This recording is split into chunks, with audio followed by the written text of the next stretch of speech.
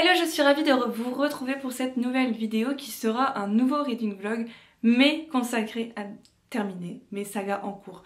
Parce qu'en fait, je me suis rendu compte en faisant un petit tour là dans mon carnet de lecture, pour voir un peu combien de sagas j'avais lu cette année, ou du moins terminé, le compte est pas bon. Le compte est vraiment pas bon, c'était dans mes résolutions livresques du début d'année. J'étais nulle, franchement j'étais nulle, faut se le dire. Je crois que j'en ai fini 6, quelque chose comme ça, sauf si j'en ai loupé. C'est vraiment pas bon. L'année dernière j'avais réussi à en finir 9 ou 10, quelque chose, enfin je crois. Du coup j'aimerais bien avancer un peu dans ça, ou du moins avancer dans les sagas. Si j'arrive pas à en terminer, mais du coup j'ai commencé plutôt un 3e tome hier soir, parce que de toute façon après la pavasse que j'ai lu juste avant, il me fallait quelque chose d'un peu plus soft, plus court surtout, parce que j'ai enchaîné là les livres de presque 800 pages depuis 3 semaines là, c'est c'est un peu lourd. Du coup je voulais un livre un peu plus court quoi qu'il arrive, et j'ai pensé que bah dans mes sagas à avancer ou à terminer, je vous avais mis le tome 3 de Steam Sailor. Du coup j'ai commencé et hier soir je suis déjà à 25% parce qu'il fait qu'un peu plus, il fait genre 320 pages, quelque chose comme ça, donc il se lit très rapidement. Et ça me fera une saga en plus de terminer, et ça c'est tout ce qu'on aime, franchement c'est tout ce qu'on veut. Du coup je vais vous prendre cette semaine et les jours à venir, je vais voir combien de temps je vais prendre, et je vais me consacrer là qu'aux suites et aux fins de saga. Comme ça au moins quand je vous ferai ma vidéo saga en cours, et ben j'aurai quelque chose à vous dire. Non, j'ai quand même avancé d'autres sagas à côté, mais c'est vrai que j'aimerais bien en terminer beaucoup plus et moins les mettre de côté comme je faisais particulièrement il y a encore 2-3 ans de ça. Donc voilà, j'ai trop de sagas en cours et ça serait bien que... Ou sinon il faut que je les abandonne, vous voyez. Donc là je vous ai montré ma vidéo avec mes sagas abandonnées. Il y en a encore d'autres que j'hésite à abandonner, qui sont un peu sur un piédestal, donc on va voir, et au pire des cas bah, je lirai ces tomes-ci, et puis si j'aime pas j'arrêterai, et puis tant pis, ce sera un DNF et j'abandonnerai la saga, mais au moins ce sera clair et net. Là je suis contente de retrouver un peu l'équipage.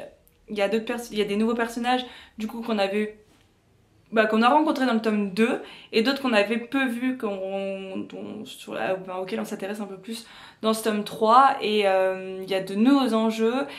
Et d'ailleurs, vu les problèmes qu'ils ont en ce moment et leur quête, je me dis waouh, c'est incroyable d'arriver à boucler tout ça et boucler toute la saga en 300 pages, vraiment. Donc on va voir comment l'autrice s'y est prise. Laurélie l'a lu il y a pas longtemps, elle m'a dit qu'elle avait beaucoup aimé la fin, donc j'ai hâte de voir un peu ça, surtout que je crois que je vous en avais parlé par ici, mais le tome 2 j'avais bien aimé la première partie, un peu moins la deuxième. Enfin, il y a... on va dire entre 50 et 75%, entre les 50 et 75% du livre, j'avais pas forcément accroché plus que ça. Mais par contre, avant, j'avais beaucoup aimé, et la fin, j'ai beaucoup aimé. Donc là, pour le moment, les 25 premiers pourcents se passent très très bien. Encore une fois, ça se lit tout seul. Et Prudence est beaucoup plus présente pour le moment dans ce tome 3 que ce qu'elle n'était dans le tome 2. Donc ça, je suis vraiment très contente. Et après il y a le petit chouchou Ezekiel qui fait un peu n'importe quoi, mais bon, ça on a l'habitude avec lui. J'aimerais bien juste qu'il se secoue un peu. Et voilà un peu pour mon premier ressenti sur ce début de dernier tome. Mais je suis vraiment contente de me dire que j'aurais fini ça, parce que en fait j'ai quand même commencé en 2022, quelque chose comme ça. Donc bon, 2 ans à lire 3 tomes qui font un peu plus de 300 pages, c'est un peu abusé. Ensuite on verra, je choisirai au fur et à mesure les prochains tomes ou suite de saga que je lirai avec vous comme d'habitude.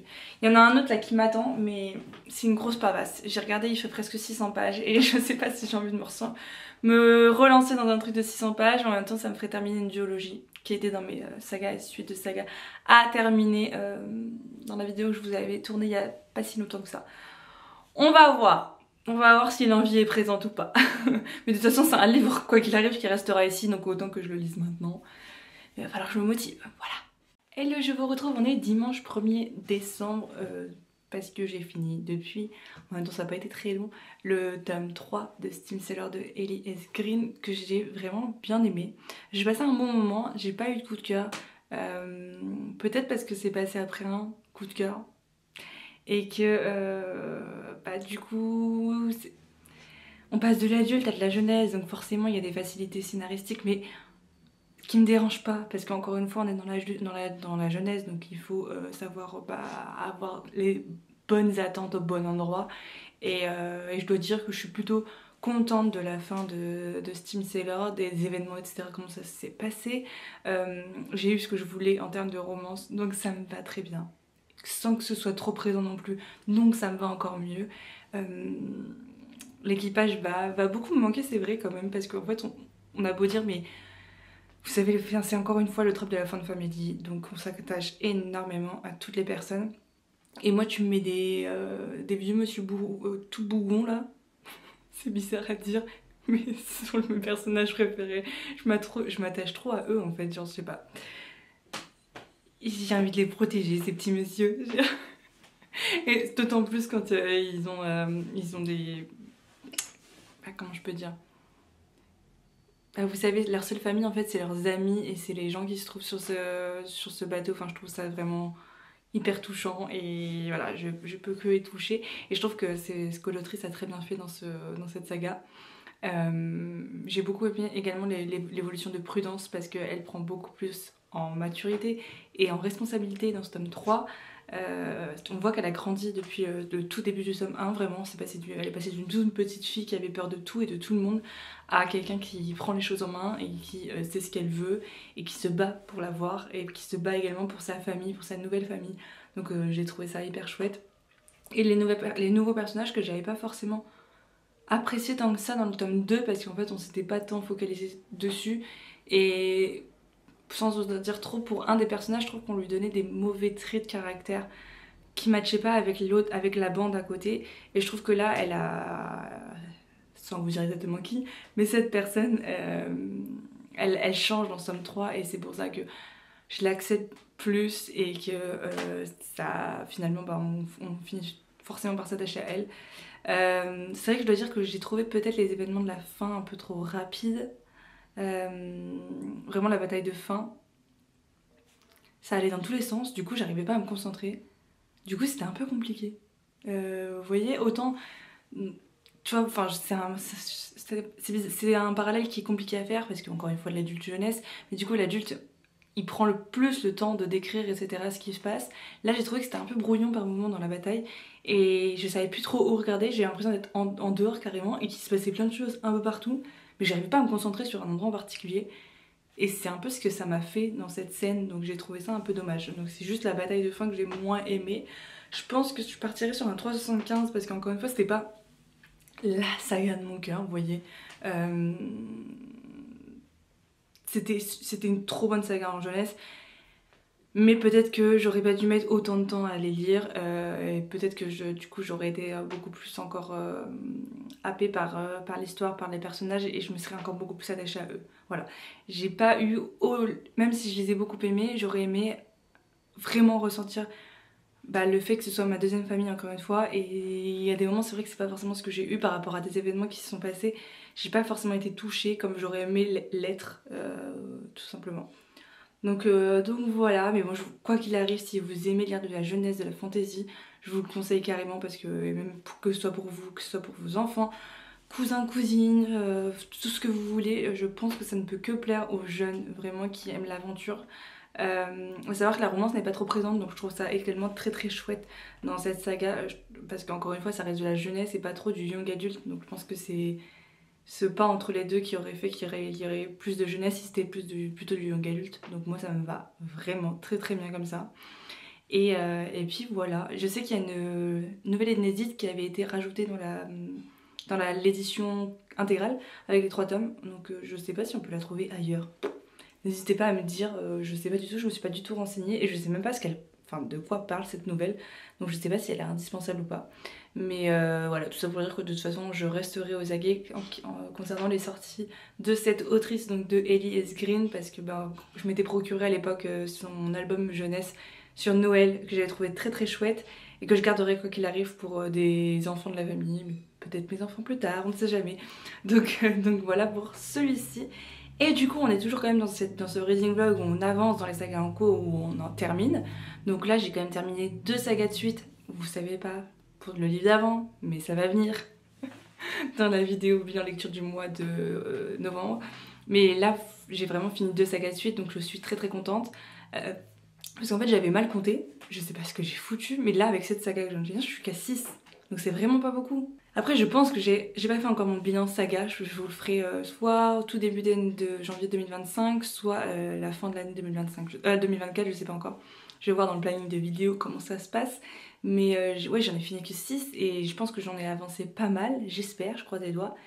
Et du coup, tout ça pour dire que je voulais encore relire un livre pas trop gros avant d'enchaîner peut-être sur la fin de cette duologie. Du coup, je vous ai laissé le choix sur Instagram entre soit le tome 3 de l'Assassin Royal de Robin Hobb en poche, ce qui me ferait clôturer l'intégrale 1 partie 1 du premier cycle de l'Assassin Royal. Donc ma photo de profil, je pourrais la publier en photo dans mon feed pour ceux qui ont un peu la référence sur Instagram. Ou alors je vous ai fait voter pour le tome 1 de Capitale du Nord, tout simplement parce que ça me ferait continuer ensuite Capitale du Sud. Parce que comme on alterne entre les Capitales du Sud de Guillaume Chamanadjan et ensuite Capitale du Nord avec Claire Duvivier. Donc voilà, il faut juste que je lise quand même le premier tome. Oui, c'est un début de saga, mais c'est pour faire continuer notre saga, j'ai pas le choix. Et du coup, les votes ont été pris en compte.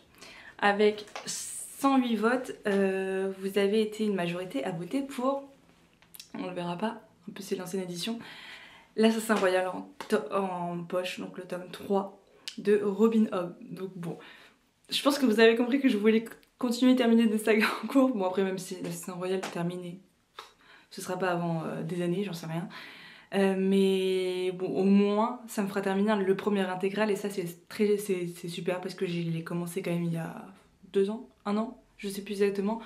Donc ça serait bien juste que je me dise que ce livre là il puisse aller dans ma bibliothèque avec mes livres finis et partir de ma palle parce que c'est quand même un sacré pavé, hein. Je pense que vous avez vu les intégrales de Robin Hobb.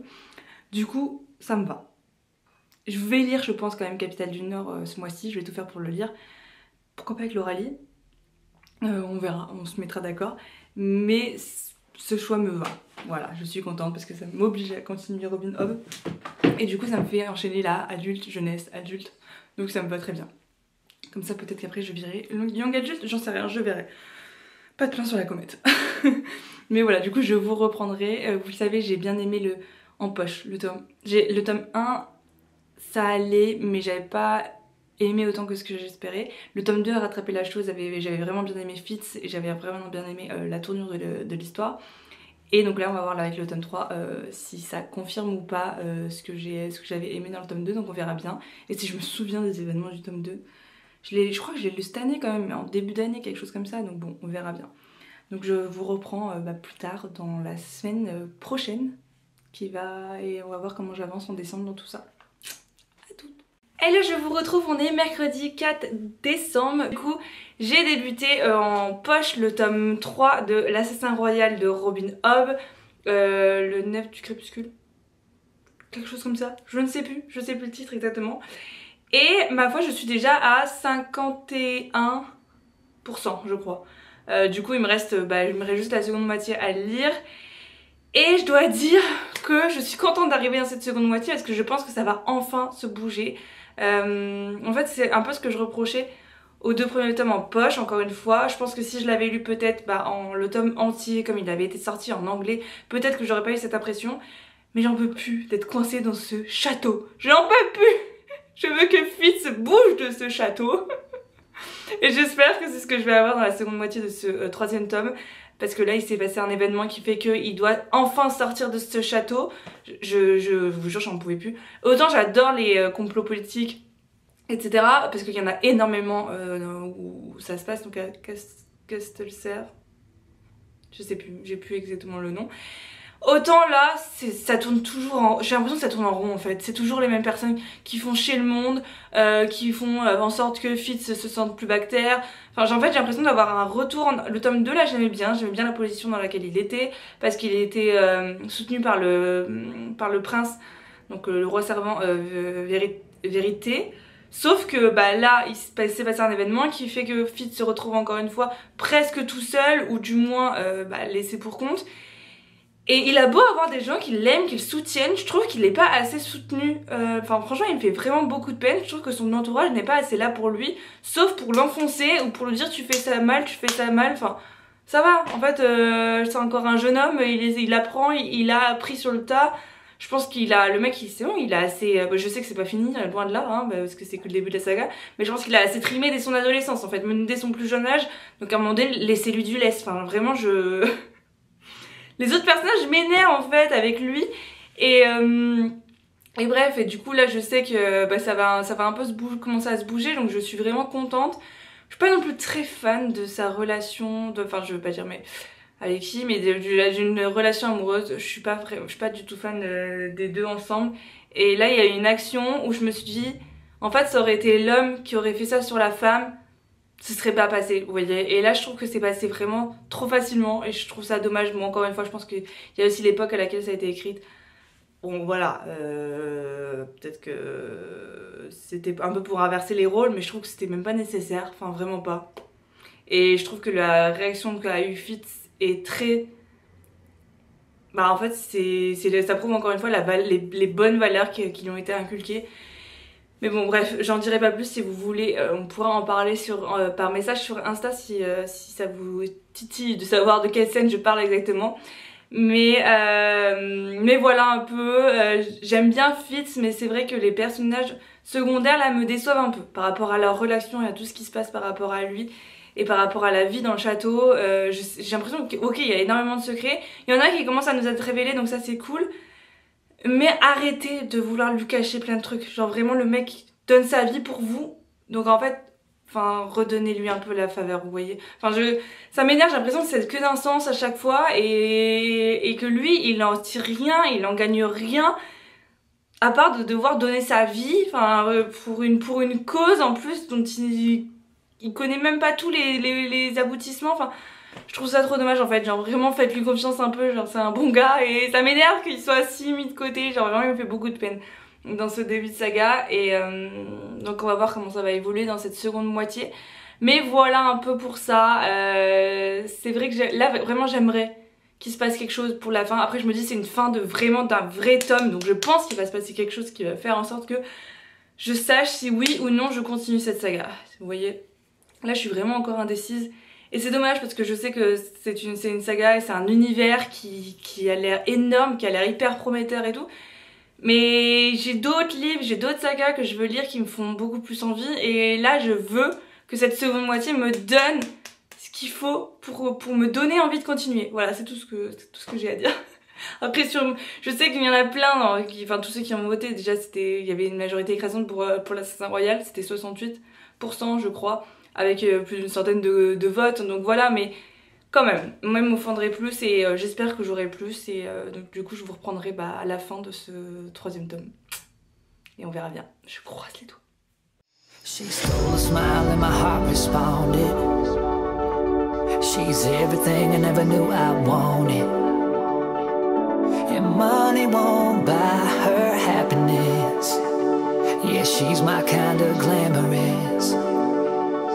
Natural beauty, what it's all about. Tell something to me, can't figure it out. I never thought that I would find someone that I can't resist. This might be as close to heaven as I will ever get. I see perfection and a heart of gold.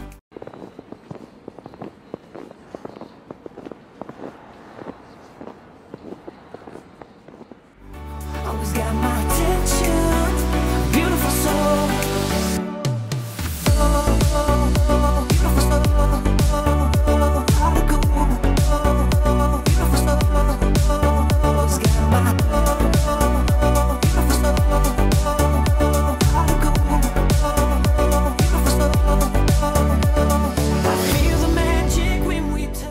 Bon, j'ai voulu refaire ma recette comme je fais tous les ans, presque, au moment de décembre. Des crinkles, sauf que, je sais pas si c'est passé, ils sont tout petits.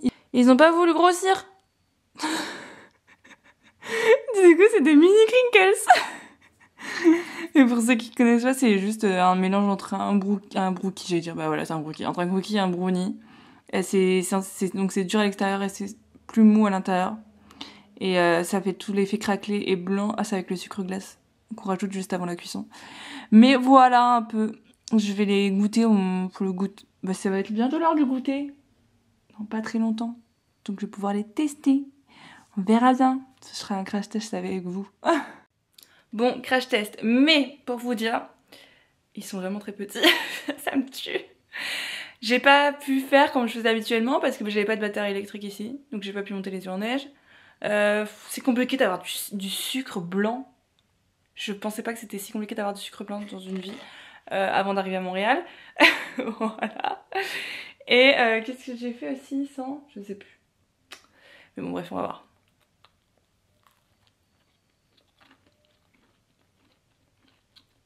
Ok.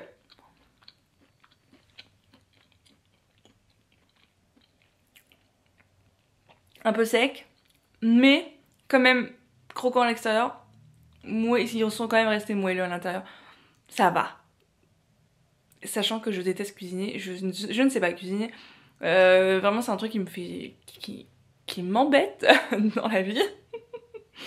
Et je fais tout pour essayer de me booster et de. Bah là, comme j'ai un peu plus de temps, en ce moment, ces 2 derniers mois.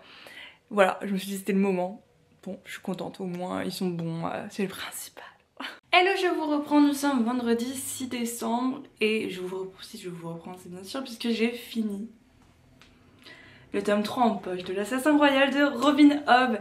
Et comparé à ce que je vous ai dit quand je vous ai pris, je ne sais plus quand, il y a 2 jours, il y a un jour, je sais plus comment je vis. J'ai beaucoup aimé la fin, les 30 derniers pourcents de ce livre m'ont réconcilié avec cette saga et je veux me lancer dans la suite. Vraiment, rien à voir avec le début et le milieu du livre. Vraiment, j'étais à ça de me dire que j'avais pas envie de continuer en fait parce que il y a rien qui me donnait envie de continuer. Et il s'est passé quelque chose, il y a eu des retournements de situation, il y a eu des révélations, il y a eu de l'action, hein, beaucoup d'action d'un coup là. Et vraiment ça m'a donné trop envie de continuer, donc je suis vraiment très contente. Je comprends enfin pourquoi cette saga peut avoir autant d'impact sur les gens. Et parce que là, vu comment ça va évoluer, je pense que c'est pour ça que ça va me plaire autant. Mais alléluia quoi, enfin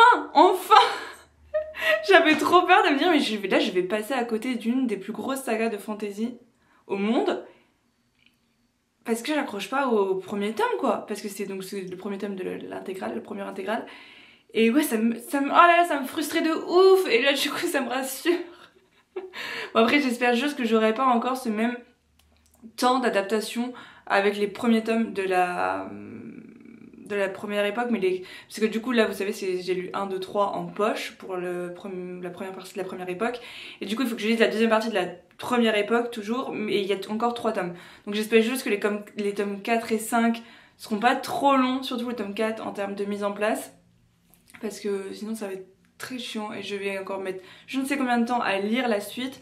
J'aimerais bien au moins clôturer la première époque l'année prochaine, en 2025.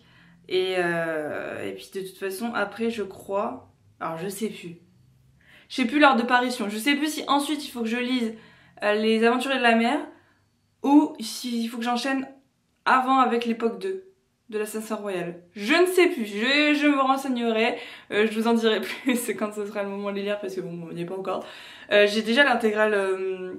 numéro 2 de la première époque dans ma palle chez mes parents, donc au moins ça sera fait, j'aurais pas besoin de l'acheter, mais ouais, je suis vraiment soulagée, genre vraiment c'est con, mais j'avais envie de comprendre toute cette hype qu'il y avait autour de cette saga, et je m'étais dit vraiment que si ça matchait pas avec celui-ci, j'allais arrêter en fait, ça sert à rien de me forcer comme pour rien. Parce que encore une fois j'ai énormément d'autres sagas que je veux soit continuer, soit débuter l'année prochaine ou dans les années à venir, surtout en fantasy adulte, et ouais, et j'étais dégoûtée pour celle-là. Autant il y a des sagas, vous savez, genre le Trône de Fer, ça me dérange pas, en plus à un moment donné, avec tous les spoils qu'il y a eu sur la série, je connais presque toute l'histoire, donc ça me sert strictement à rien. Autant l'Assassin Royal, je trouve que les fans réussissent à garder l'univers pour eux et à ne pas spoiler. Encore une fois, je trouve que c'est un super respect qu'ils peuvent avoir pour les auteurs et pour l'autrice et pour les nouveaux lecteurs. Donc ça, je trouve ça trop chouette. Du coup, je ne connais pas la suite, je ne sais pas ce qui va se passer. Alors je sais que je vais être dévastée parce qu'il y en a beaucoup qui disent qu'ils n'ont jamais autant pleuré que pour une saga, que pour cette saga, mais je ne sais pas pourquoi.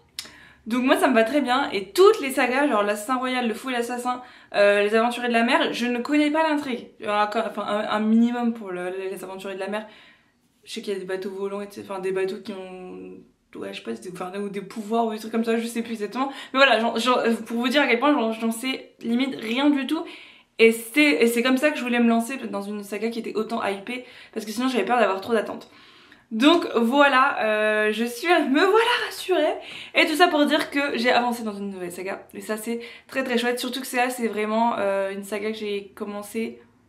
Je pense que le premier tome j'ai commencé en 2022. Donc il était temps que je termine au moins c'est la première partie, la première époque là en fin 2024. Parce que 2 ans pour lire 3 tomes en poche, c'est pas ouf niveau rythme. Mais bon, comme maintenant j'avance beaucoup plus dans mes sagas, je me dis pourquoi pas.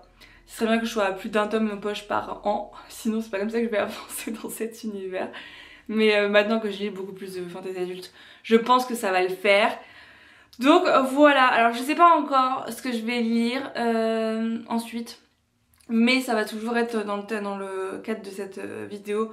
Donc en fait je sais pas si je me fais cette grosse pavasse, parce que je me dis je vais rester dessus je sais pas combien de temps. Il fait 600 pages, mais en même temps c'est comme que je clôturerai une duologie. Et puis de toute façon je le ramène pas en France parce qu'il est trop gros et j'ai plus de place dans mes cartons, je vous en ai déjà parlé.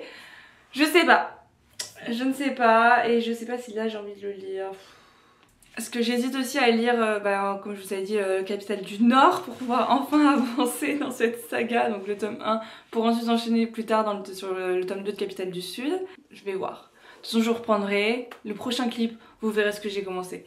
Pour moi ce sera dans je sais pas combien de temps, mais pour vous ce sera tout de suite après. Donc ça va, niveau attente ça va. Hello, je vous retrouve, on est le lundi 9 décembre, je veux dire novembre, pas du tout. Et je sais pas si vous voyez, mais il y a une petite différence dans cette chambre. Il n'y a plus de bibliothèque. C'est bon, elle est partie hier. Je sais pas si vous saviez, mais en fait ici, Marketplace, Facebook Marketplace, là c'est un délire. Je n'ai jamais vu ça. J'ai mis l'annonce mercredi matin de la bibliothèque. Le jour même, j'avais 30 demandes. Et du coup, il y avait quelqu'un qui était prêt à me la chercher le jeudi matin, mais il y a eu la tempête de neige, etc. Donc ça a été reporté à hier. Et franchement, aucun souci. Je me suis, tu sais, en venant de France, on se dit ouais, pas chaud de rencontrer des étrangers comme ça qui viennent chez moi, aller chercher le truc et tout, etc.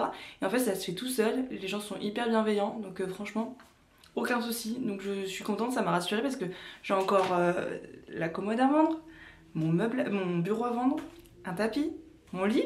Même si mon lit ce sera au dernier moment, un truc pour étendre des vêtements, etc. Enfin bref, ma table de chevet.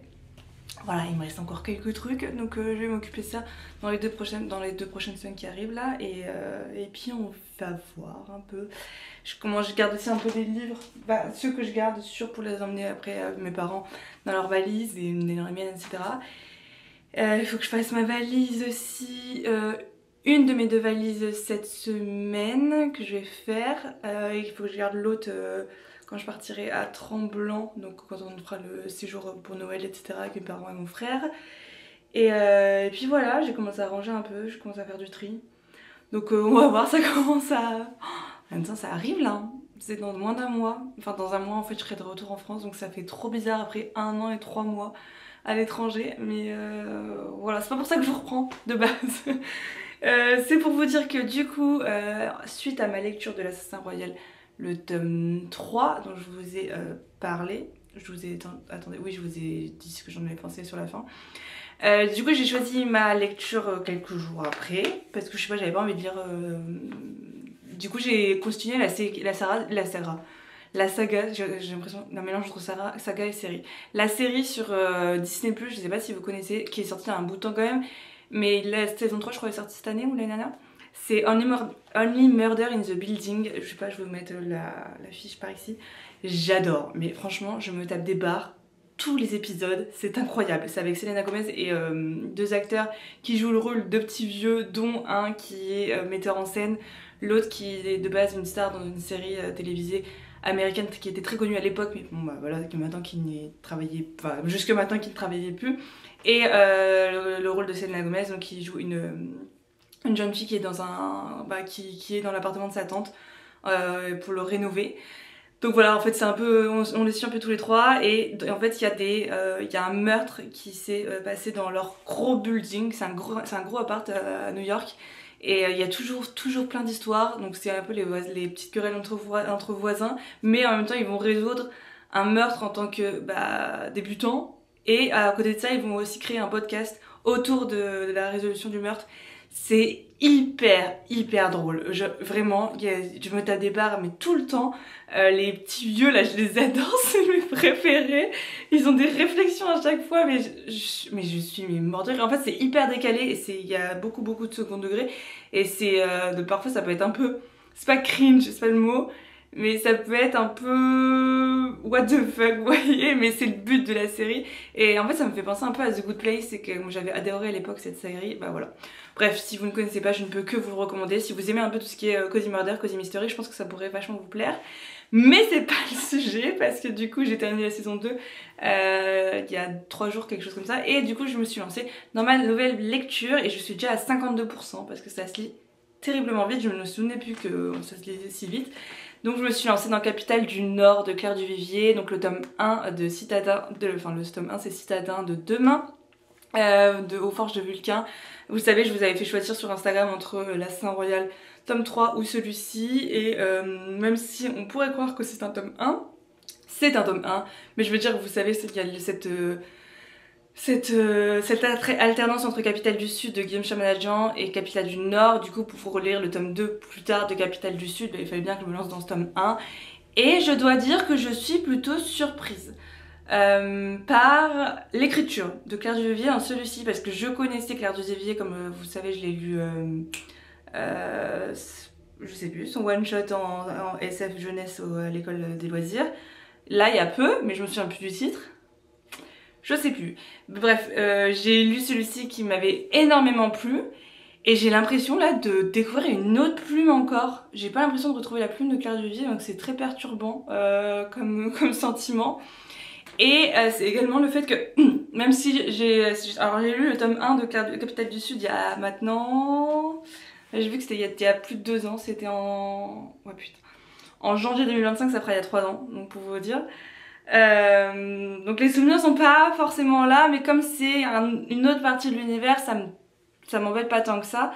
Mais j'ai quand même quelques souvenirs du personnage, de l'univers en soi, etc. Et c'est vrai que pour le moment je préférais le personnage de Capitale du Sud qui est resté plus attachant que Amalia là dans le Capitale du Nord. Après je sais qu'elle va vachement évoluer parce que c'est devenu l'un des personnages préférés de beaucoup de lecteurs de SFFF francophones que je suis en adulte sur les réseaux. Donc je me dis il y a de quoi faire, et puis c'est carrément le prénom du bébé de Jen, de Richesse de Fantaisie, donc je pense que ce n'est pas pour rien. Je trouve ça d'ailleurs génial de donner le prénom de ses personnages préférés à son enfant plus tard, donc voilà, je penserai. Mais bref, tout ça pour vous dire que c'est vrai qu'il y a du coup pour le moment Amalia, en fait elle est pas très froide, mais elle peut être d'un coup passer de quelqu'un de très chaleureux à quelqu'un de très froid en quelques lignes, et c'est vrai que c'est perturbant. Elle vient aussi d'un monde qui est plus guindé que ce qu'elle était notre personnage dans Capitale du Sud, et du coup la manière dont est écrit ce récit fait partie également du côté de la... Enfin ça rapproche à ce côté noble, etc. Et du coup en fait c'est là où je me suis dit c'est très perturbant, parce qu'en fait il y a beaucoup de passages qui sont écrits au passé simple. Et waouh, j'ai rarement vu ça dans mes livres, et c'est très, encore une fois, perturbant, parce que je trouve que ça crée encore plus ce sentiment de distance avec nos personnages, qu'ils sont également entre eux d'un certain côté, parce que entre les familles nobles, etc., forcément on met une certaine distance, donc ça match avec l'univers en soi, mais pour le moment ça crée aussi une distance entre moi et les personnages, et qui fait que je me suis pas encore attachée à eux, même si ça fait 50% du récit que j'ai. Bon après il faut savoir que c'est un court texte, c'est un court livre, parce que je crois que là je l'ai en e-book, mais je crois qu'en papier il fait genre 380 pages, quelque chose comme ça, entre 350 et 380 pages. Du coup là, bon bah j'imagine que je suis à 170-180 pages. Non, même plus, je sais plus compter. 190, 200 pages, quelque chose comme ça. Donc bon, voilà, on va voir un peu comment ça va évoluer. Après, l'univers en soi, j'aime bien. Même si je pense que je préférais le tome 1 de Capitale du Sud parce que il y avait plus de... La magie n'était pas énormément présente, mais elle était quand même plus présente. Et il y avait plus de mystère qui me donnait plus envie de continuer. Vous voyez ce que je veux dire? Et donc on va voir, hein, ça va sûrement arriver dans la seconde moitié. Là c'est déjà arrivé au bout de un peu plus d'un tiers, enfin ouais, un peu plus d'un tiers du récit. Parce que c'est ce qui me manquait au tout début, enfin dans les, on va dire, 20 premiers pourcents, vous savez, je me disais vraiment, ok, on me dit le même univers, mais là je retrouve pas ce que j'avais aimé forcément dans Capitale du Sud, et c'est ce qui me manquait. Et il y a eu un événement grâce à un personnage qui est arrivé où je me suis dit, ok, du coup je commence à voir un peu le rapport entre les deux séries, et j'ai hâte de continuer pour voir un peu vers où ça va nous mener. Mais c'est cool parce qu'on parle vachement des différences entre classes sociales dans cette saga-ci. Et ce qui était déjà présent dans la première, dans la Capitale du Sud, mais qui n'était pas forcément hyper creusé, parce que je trouvais que Capitale du Sud, c'était vraiment une aventure olfactive, on va dire. Vous voyez, ça mettait vachement les sens en avant, et parce que on parlait de nourriture, on parlait de tout ce qu'on découvrait au niveau de l'odorat, etc. C'était même, là j'ai l'impression d'être dans un tour gastronomique en Provence, etc. Là, il n'y a pas ça, même si on parle de vin quand même. On parle toujours du jeu qui est omniprésent, donc la tour de garde, mais il y a beaucoup de débats entre nos personnages principaux qui viennent de milieux sociaux différents, et ça je trouve ça plutôt intéressant. Donc à voir comment ça va évoluer pour la suite, mais voilà pour ce début d'avis qui est, ma foi, très long. Je viens de me rendre compte en voyant depuis combien de temps je parlais. Mais c'est quand même un petit... c'est quand même... je voulais quand même vous en parler pour vous faire au moins un update au bout de la moitié, et ensuite vous reprendre à la fin, parce que je pense que là clairement je vais finir soit demain, soit après-demain, donc ça va se lire très rapidement. Donc voilà pour ce premier update. Je vous reprends, on est jeudi, j'ai vérifié en plus juste avant de vous faire ce plan, jeudi 12 décembre, pas septembre, non, décembre. Pour vous dire que j'ai bien sûr fini ma lecture de Capitale du Nord, c'était quand? Hier après-midi, et waouh, cette fin, du coup je vous mets la couverture juste ici, j'étais clairement pas prête à ça, vraiment pas, je sais pas ce qui s'est passé, genre ça a explosé de partout, je n'ai rien vu venir, et j'ai rien compris, voilà. Ça me fait dire un petit kifflon de garder famille là. Mais bon, j'aime bien aussi ce genre de fin, donc pourquoi pas. Par contre, c'est se dire que, je sais pas comment ça va être fait, mais ça veut dire entre temps, il faut que je lise le tome 2 de Capitale du Sud avant de pouvoir retourner dans le tome 2 de Capitale du Nord et de connaître ce qui va se passer ensuite après cet événement. Donc c'est un peu frustrant, on va dire. Bon, au moins ça me poussera à lire peut-être plus vite la suite, on sait jamais, hein. Même si je me connais, c'est toujours un peu compliqué. Mais je m'améliore de jour en jour. Mais du coup, je pense que du coup vous l'aurez compris, la seconde moitié m'a beaucoup plus convaincue que la première. Même le style d'écriture finalement, je vous avais dit que c'était très perturbant, on s'y habitue au fur et à mesure. Je trouve qu'on... Alors oui, il y a des mots, il y a des verbes qui sont toujours plus choquants au passé simple que certains, que d'autres. Et du coup d'un coup oui, ça peut me sortir parfois de ma lecture, mais en général ça va. Au bout de la moitié je m'y suis habituée. Et je dois dire également que alors j'arrive pas trop à faire de lien entre Capitale du Sud et Capitale du Nord pour le moment, à part un élément bien sûr qu'on retrouve dans les deux, mais pour le reste, pour le moment, j'arrive pas trop à faire le lien, mais bon, je pense que je vais le voir, j'en suis qu'au début des deux sagas, donc forcément, j'ai pas tous les éléments qu'il faut pour tout bien appréhender. Mais par contre, je vous avais dit, bah, en fait, la magie est plus présente que ce que je pensais. Donc ça, c'est plutôt cool. Et surtout dans la seconde moitié. Donc c'est ce qui m'a fait également continuer. Et en fait, c'est là où se trouve tout le mystère, je trouve. Parce que au-delà du fait qu'il y a énormément de complots politiques, enfin de pas, oui aussi politiques, commerciaux, etc., de bagarres, de guéguerres entre les grandes familles. Donc c'est beaucoup de, il y a beaucoup de grands discours et il y a beaucoup de, comment je peux dire, en fait on suit juste la vie de cette cité, de cette de cette cité d'Eaven, Daved, ah je sais plus le nom déjà. Mais bref, et de tous ces habitants et de voir un peu tous les conflits qu'il y a entre certaines familles, entre la bourgeoisie et bah, les autres, etc. Enfin bref. Du coup oui, il y a tout ça, mais au-delà de tout ça, il y a un énorme mystère qui arrive de plus en plus au fur et à mesure de notre lecture. Et c'est ce qui a fait que moi j'étais vraiment à fond dedans, parce qu'il y aurait que cette première partie avec tous les petits conflits, etc. Qui ne sont pas que petits hein, sur la continuité de l'histoire. Je pense que je me serais ennuyée, sincèrement. Du coup là j'ai mis, je pense que je vais mettre un 3,75 parce que j'avoue que la première moitié, j'étais pas totalement à fond non plus comme ce que j'aurais espéré l'être. Donc voilà, mais là, encore une fois la seconde moitié, je trouve rattrape un peu tout ça et j'ai hâte du coup de voir ce qu'a prévu l'autrice pour la suite et de voir ce que nous réserve tout ce gros univers de la tour de garde parce que je pense que ça promet. Vraiment ça promet. Et du coup hier soir je savais pas quoi lire. J'ai entamé un livre, j'ai lu 2%. Je n'ai même pas réussi à lire le premier chapitre, j'étais crevée, je me suis endormie dessus. Voilà, j'ai lu 6 pages je crois. Et avant je savais faire un résumé spoiler.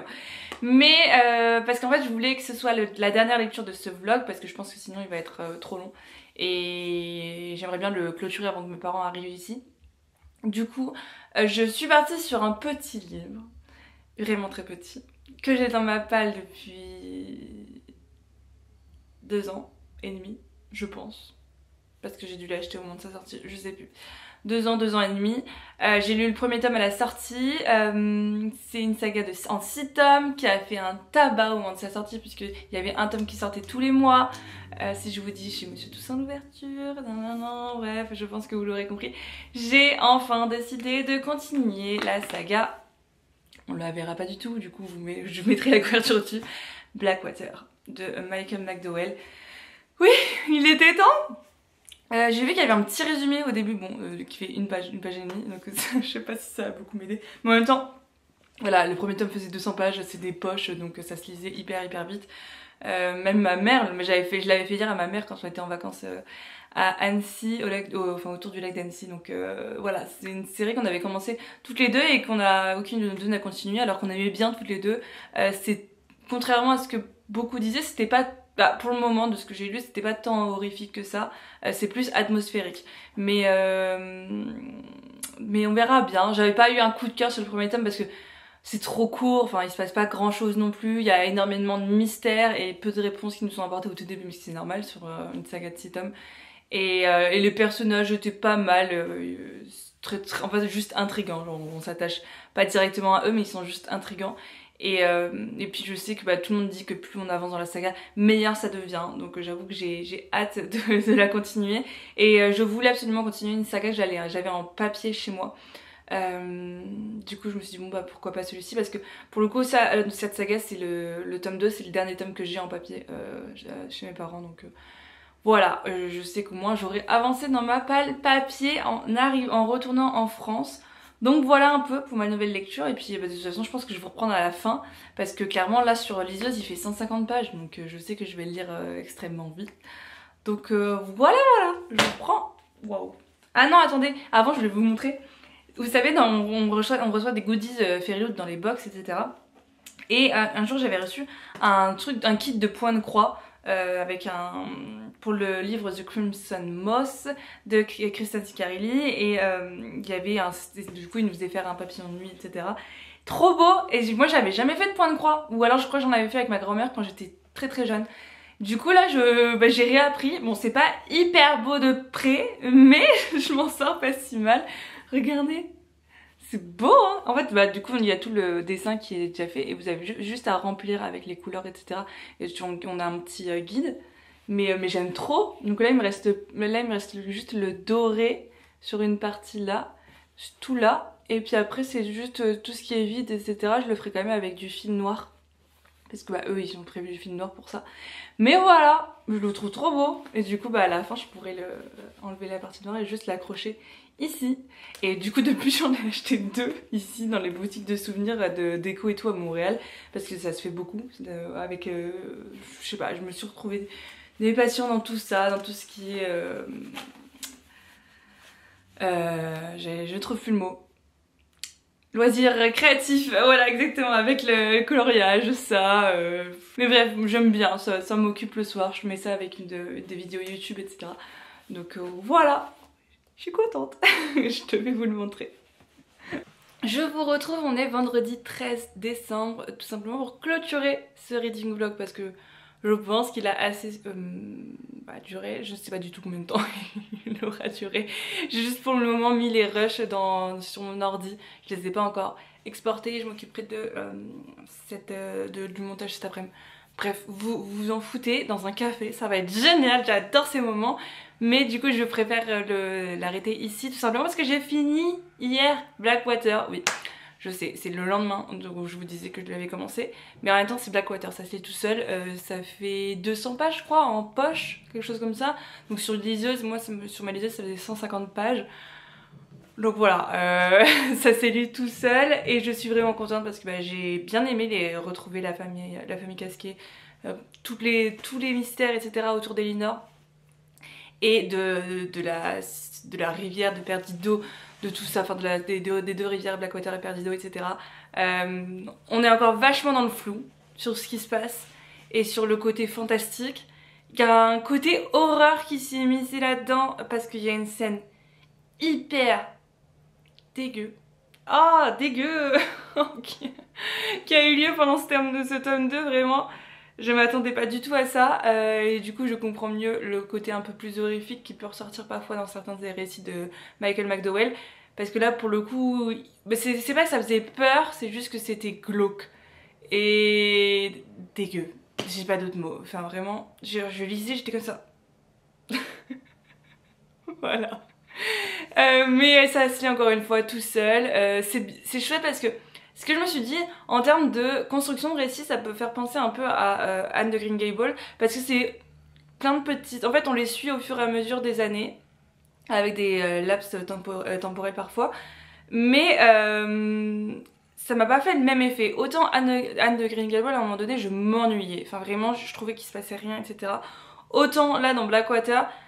Oui, on les suit parfois dans même beaucoup de fois dans des scènes du quotidien, avec des petites querelles entre voisins, entre la famille, etc.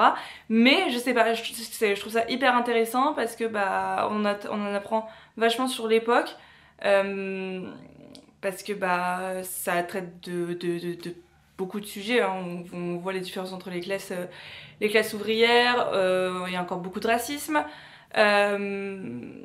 Encore une fois la place de la femme à ce moment dans les familles, enfin etc. Bref, même si j'allais dire la matriarche de la famille Casquet, elle a quand même le dessus sur beaucoup de monde pour une femme, mais une femme qui a de l'âge, donc c'est pas pareil.